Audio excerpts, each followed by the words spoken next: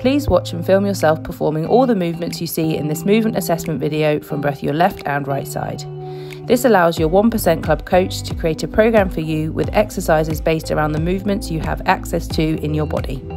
Starting with your upper body assessment, from a seated position, raise your arms slowly above your head as high as you can without arching your lower back and keeping your arms straight. Again, please film this from both your left and right side with a clear video and ideally directly side on. You may find it easier to get someone to do this for you. Next, you're going to perform elevation and depression of the shoulders, which is essentially shrugging your shoulders as high as you can and then dropping them down as far away from your ears as possible.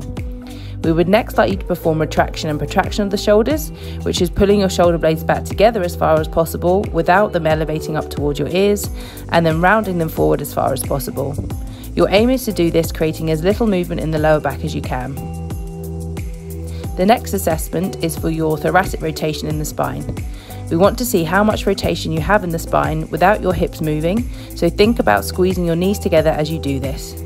Also try and keep a hold of your elbows with your hands. We next move on to your lower body assessment, starting with a split squat or lunge. If you could film yourself performing this on both the left and right side, and also from the front and side views, so we can get as much detail as possible about how you move. The second movement is a bodyweight squat.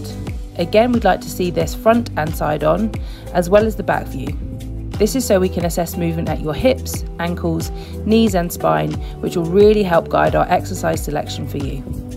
Take your time with this and show us a rep with as much control as possible, aiming to keep your feet flat on the floor as you do this.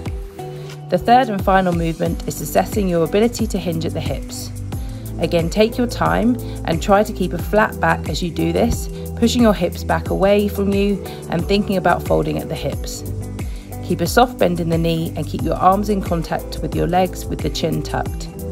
This concludes your movement assessment.